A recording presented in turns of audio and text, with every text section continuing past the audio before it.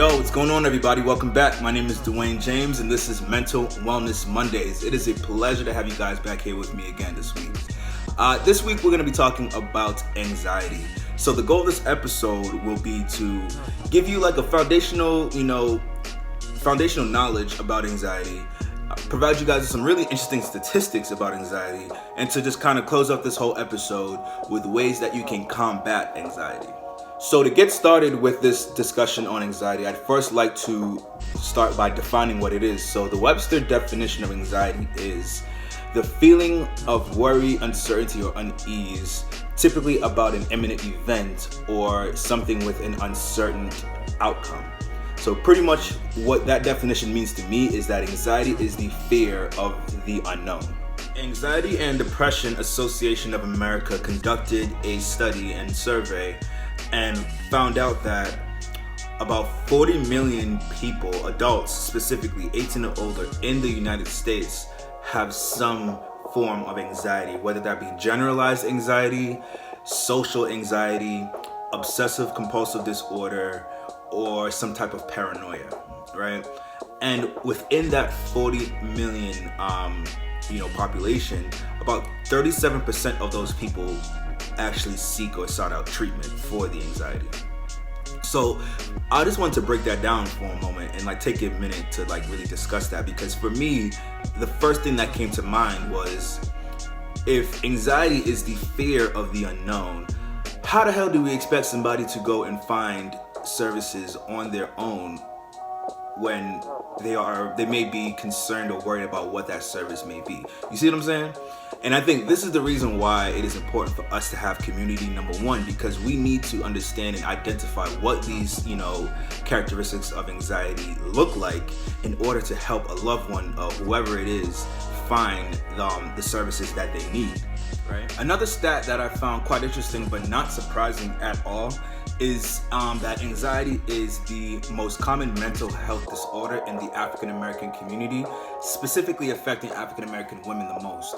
And speaking for myself, I am a black man, and I know I've had conversations with my fellow black brothers and sisters about these situations, about anxiety, and sometimes we are definitely on the same page with experiences, and one of them being racism, and if me being a black man, I get in my car to go to work, there's a possibility that I can be pulled over and shot by a cop.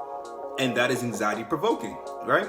Another one of them may be just like our living conditions. If we are living in a high stress environment, and our stress levels are never suppressed or they never come down, anxiety can become a part of our personality because of our living environment, because of our living situation, because of finances and all these other things. And if that does not go checked, if that does not get corrected, that can lead to a whole range of additional issues down later in the future. Now let's get into the meat and potatoes of the conversation, right?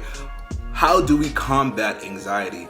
First things first, we gotta call it what it is. We gotta call anxiety what it is. We gotta call it out. We gotta call it social anxiety, general anxiety. You got, phobias, whatever it is. You have to identify what it is that you are battling in order to combat it, right?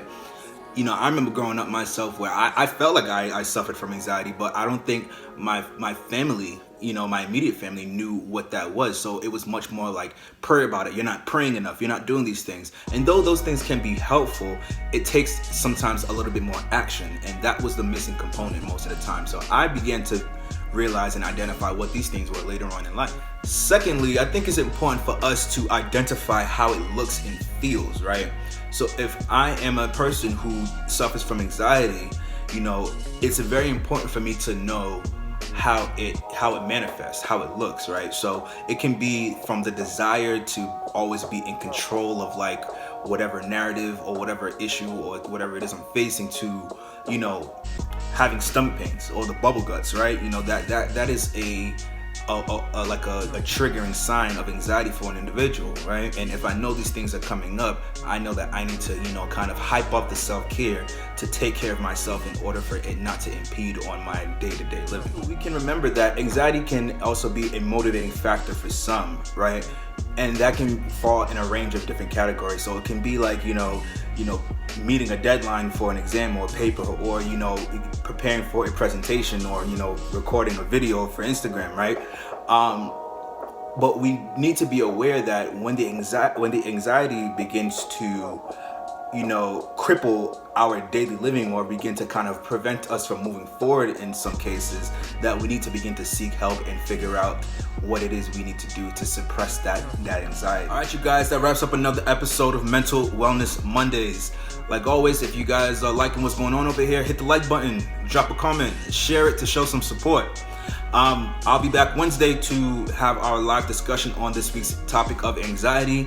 And to kind of wrap up this episode, like always, remember to take care of yourselves this week. Take care of yourselves. Take care of yourselves. Self-care is paramount. I'm out of here, y'all. Peace.